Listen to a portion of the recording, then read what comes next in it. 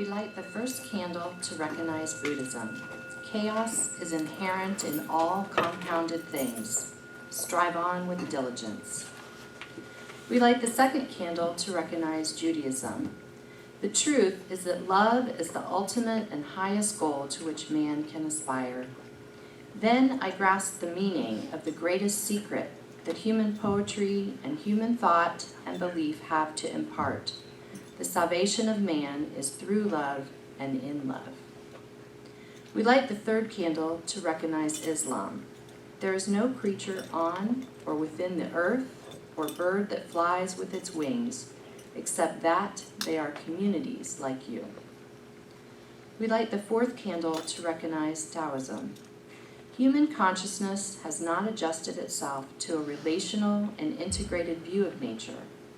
We must see that consciousness is neither an isolated soul nor the mere function of a single nervous system, but of that totality of interrelated stars and galaxies which makes a nervous system possible. We light the fifth candle to recognize Christianity. Open your mouth for the mute, for the rights of all the needy.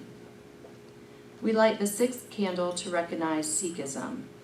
As all creation has the same origin and end, humans must have consciousness of their place in creation and their relationship with the rest of creation. We light the final candle to recognize Native American spirituality. Perhaps you have noticed that even in the slightest breeze, you can hear the voice of the cotton tree. This, we understand, is its prayer to the Great Spirit. For not only men, but all things and all beings pray to him continually in different ways.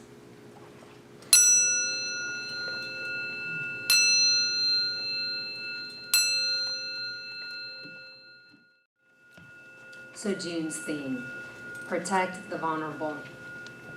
Different worldviews, what to do. This is by Terry Patton.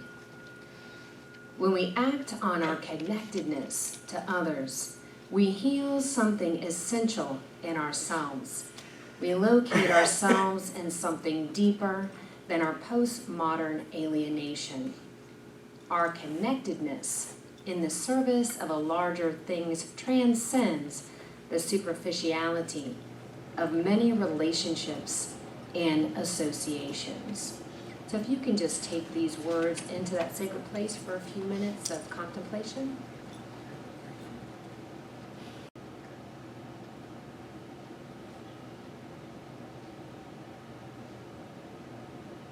So how good it is to know that every breath that I am breathing, God is breathing me. For every step that I take, God is walking with me every moment of the day. Knowing that there is no way to be separate from God. That is that interconnectedness of spirit.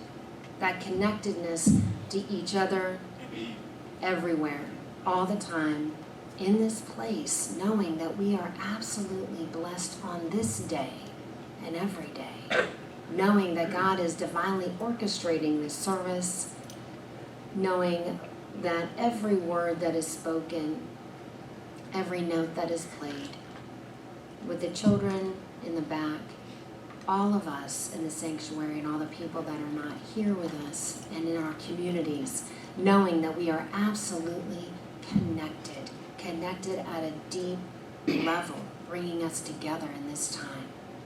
And so we say, and so it is.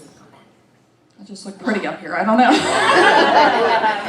I do have things on paper if the technology fails, right? So, okay, so what we're talking about today is... I'll scramble. What we're talking about today is differing worldviews, right? Worldviews. So worldviews. If I've learned anything in the past 2.5 years of all of these philosophy classes I've been taking, it's that it is vital to define our terms, right? We all have to know what the heck we're talking about. We have to be on the same page. So worldviews, what's a worldview? Good old Google says that a worldview is a particular philosophy of life or conception of the world. Merriam-Webster says a worldview is a comprehensive conception or apprehension of the world, especially from a specific standpoint. The Sociology Dictionary says that a worldview is the way a person or group thinks about and interprets the universe. And a definition from psychology says that a worldview is a set of assumptions about physical and social reality that may have powerful effects on cognition and behavior. So a particular philosophy of life or conception of the world. A comprehensive conception or apprehension of the world, especially from a specific standpoint. The way a person or group thinks about and interprets the universe. And a set of assumptions about physical and social reality that may have powerful effects on cognition and behavior. So we're talking about philosophy, a conception, a standpoint. We think, we interpret, we assume. And it has effects on our cognition and behavior. That is a worldview. Conception, philosophy, standpoint. Think, interpret, assumptions, effects on cognition and behavior. So by these definitions alone, I don't think it's a big stretch to say that when we meet and attempt to communicate with someone who has a vastly different worldview from our own, it can be really tough. I mean, we're talking about potentially very fundamental ways in which we view the world. And to talk to someone about strongly held parts of their worldview and attempt to change those parts, to change those strongly held views, brain science tells us that's almost impossible. Strongly held beliefs, our own strongly held beliefs. Take a minute, please, and see if you can identify some of your own strongly held beliefs. You might have a bunch that come up immediately, but just take a minute and dig in some.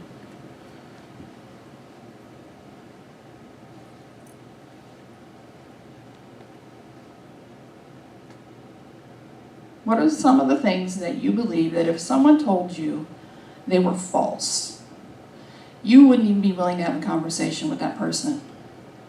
They would just be wrong, period.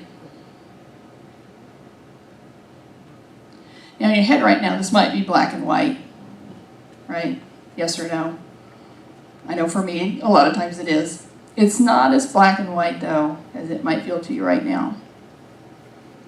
And it is incumbent upon us as spiritually mature people to be curious, especially about our own held beliefs.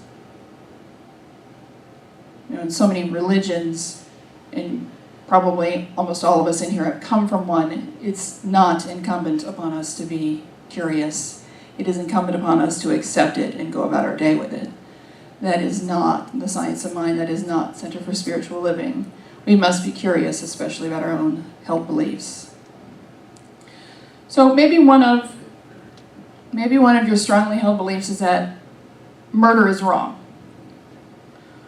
Right? And that seems pretty simple. You know, that's in just about every scripture that I'm aware of.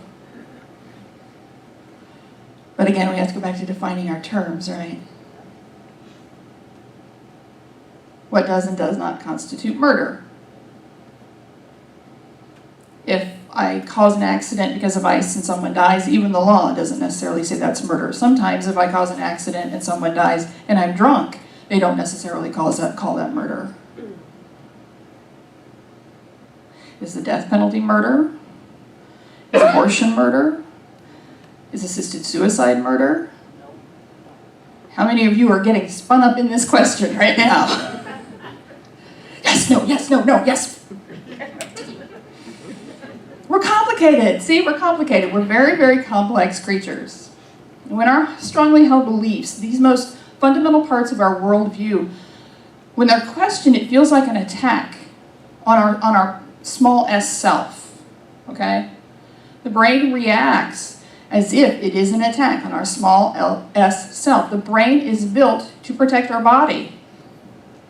And the psychological self, the part of us that has a worldview, that's the brain's extension of our body. So when we feel psychologically attacked, our brain reacts as if it's protecting our body. We evade, we defend. we certainly do not listen. We might not be able to. Now, don't misunderstand what I'm saying here, okay? I'm not saying that because strongly held beliefs are difficult to change, that every person's worldview is valid and equal to all others. That's ridiculous. Handing out participation awards while people are dying will never fly with me. If my worldview causes harm to fellow human beings, then my worldview is crap. If my worldview says I am inherently superior because of my race or my gender or my citizenship status, then my worldview is crap. Moral high ground based on a worldview is a very small hill that crumbles quickly under the weight of majority-imposed righteousness, and it is not a hill I care to die on.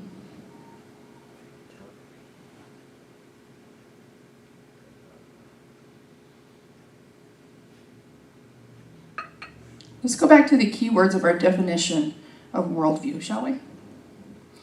Philosophy, conception, standpoint, think, interpret, assumptions, and effects. There's a very important word missing from all of these and every other definition of worldview because it doesn't belong there. And that word is truth. Worldviews are not truth with a capital T. They are not universal truths. They are not divine truths. And that's really the first thing to remember when we're interacting with someone who has a worldview that is different from our own. Neither their worldview or mine is divine truth. Worldviews are the lens through which we pass our physical human experience. Worldviews are our opinions, our perspectives, our beliefs, and they quite often are the stories we tell ourselves. Change has occurred, I'm uncomfortable, it's that person's fault over there. That's part of a worldview. My discomfort is the fault of someone or something outside of me. Let me blame them. There is no capital T truth in that. That is not universal truth. That is not divine truth. There is but one capital T truth. God is all there is. Spirit is all there is. Allah is all there is. Brahman is all there is. The universe is all there is. The divine is all there is. The fullness is all there is. Phyllis, George, I don't know, the fabulous Mr. Pickles Monroe Smith, whatever you want to call it, it's all that there is. If you don't like the word truth, how about principle? Okay, truth can be kind of loaded for some people. There's but one overarching, universal principle. There is but one, and we are each an emanation of that one. There is one mind, there is one heart, there is one love, there is one spirit, and we are each proof of that. We are each proof of that. Now hear what I'm saying, please. Because this can get lost or garbled very easily. This can get twisted in on people very easily. So I'm trying to be very intentional about talking about it. I'm not saying the circumstances of your life are not real. The science of mind does not teach that anything at all is an illusion. Not even in discussions of separation do we call it illusion. In fact, Ernest Holmes said calling anything at all, especially in the physical world, an illusion was dangerous. It leads to us calling everything we don't like an illusion, and then we don't deal with it. saying separation is an illusion is dangerous because it keeps us from looking at what we are saying and thinking and doing that keeps us from one another. La la la, I'm only going to look at the light while our shadow eats us alive. So I am not saying that the circumstances of your life are not absolutely real. But I hear people say this a lot. I hear, well, that's my truth. And using truth with a small t like that says that what you're going through or what you believe or what your perspective is absolutely unassailable and unknowable to me and everyone else. You are a universe unto yourself. And I have no way at all of making a connection with you.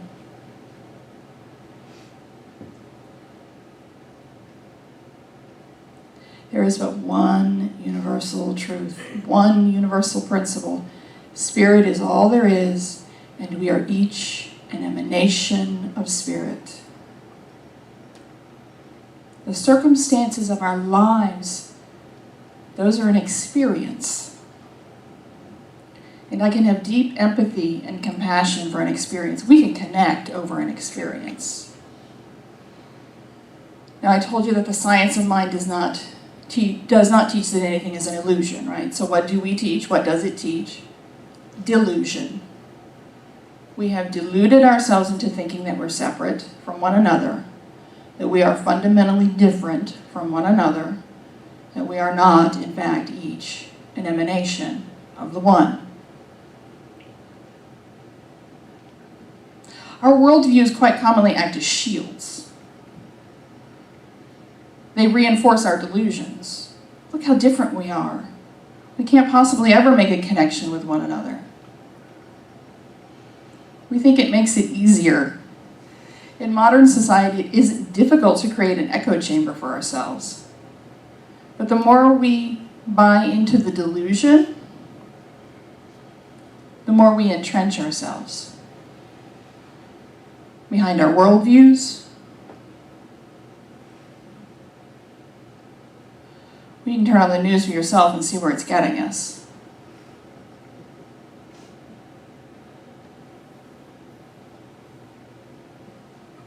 Spirit is all there is, and we are each an emanation of Spirit.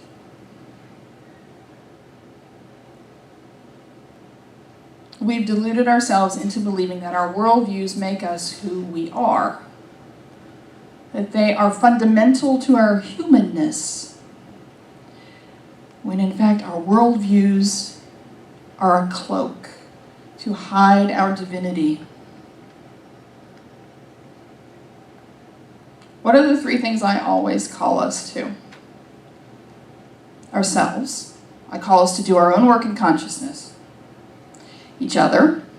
I call us to come to this spiritual community and do the hard work of being together, because this is a safe place for us to practice being together with differing worldviews.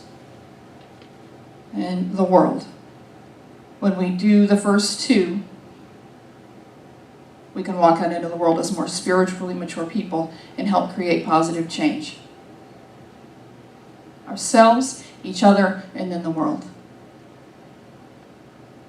So when we insist that our worldview is the, capital T, truth, we insist on trying to impose our story on others. And remember, that's not a hill I'm interested in dying on. It's our story. And the longer we insist on sticking to it, the more harm we cause to ourselves, our spiritual community, and the world. Spirit is all there is, and we are each an emanation of Spirit. Look, I'm not going to tell you this is easy. You let go of that fairy tale right now. That is not my job. If it was easy, I wouldn't be up here talking about it, right? I wouldn't be talking about it hundreds of other centers across the world right now this morning wouldn't be talking about it. The guy across the street who says babies deserve to be in cages may be so offensive to you that you may find it difficult to remember that spirit is all there is. Being a human being with other human beings isn't easy, because we've bought into the delusion that we are something other than emanations of the One. It takes a deep, deep dive, and that is each of our individual responsibilities. When we remember that capital T truth, that overarching principle though, when we see past the delusion that our own worldview feeds us, there is connection to be made. And I cannot impress upon you how important that is. When we can shake off the delusion long enough to make a connection with a person of a vastly different worldview, we heal some part of ourselves. As Terry Patton said, we heal some part of ourselves. He said we move past our postmodern alienation. We connect, even if only briefly, with the capital T truth. Think about your day-to-day life. Just start in the morning, kind of run through your day. How many deep connections do you make every day?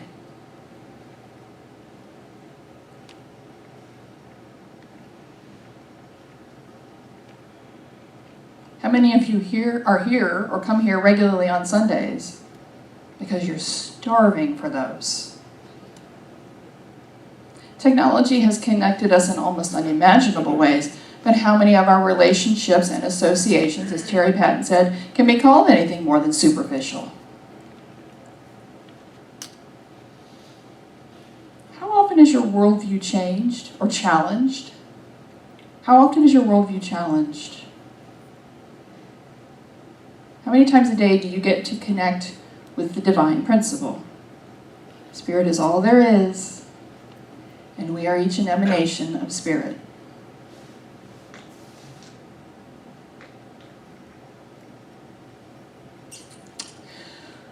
When we're able to lay aside the cloak of our worldview long enough to connect with that, we heal ourselves. We transcend our modern superficiality. And here's why that's so important. Healed individuals, healed communities heal the world.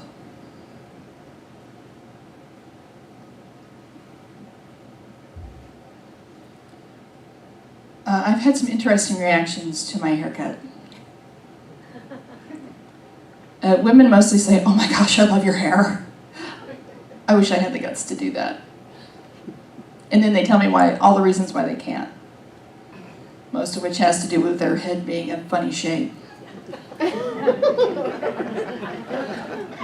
Men tend to stare and continue to stare even when I stare back. That's a whole other talk. This past Friday, I was at the hospital, and I was sitting in the main lobby reading. I was waiting for my mom to be done with pulmonary rehab. And I was approached by an older gentleman. He was very congenial, and we began chatting, and it quickly became apparent to me that he thought my hair was like this because I was ill.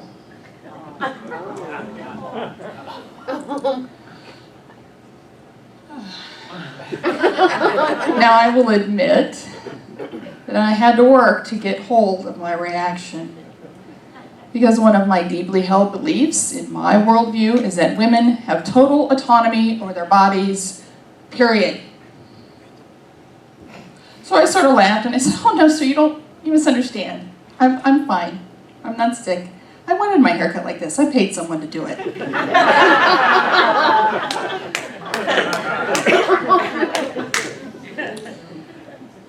And I could see on his face, his eyes just got as big as saucers. It just did not compute.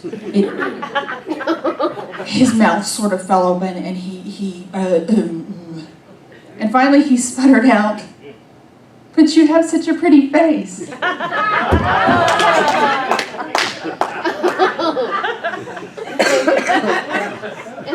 How my head did not explode, I'm still not sure. But I am sure my face was magenta with pent-up rage. I was so angry I could not speak. And he was obviously just so confused by the whole thing, and he just kind of tottered off. And I wished him ill as he went.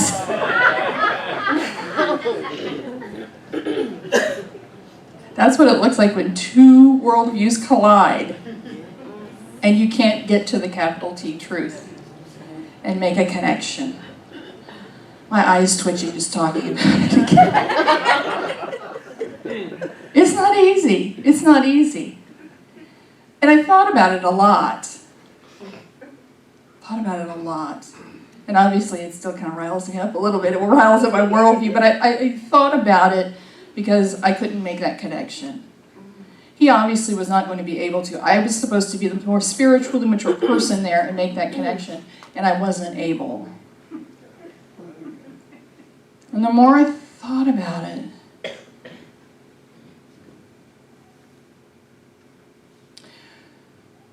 we are not here for one another, wearing the cloak of our worldviews. There is not one person on this planet that is here to participate in gender roles or misogyny. We're not here for racism or white supremacy. We're not here for xenophobia or transphobia or homophobia. We aren't here for ageism or ableism. We are here for the delight of God, and to delight in God as ourselves and each other.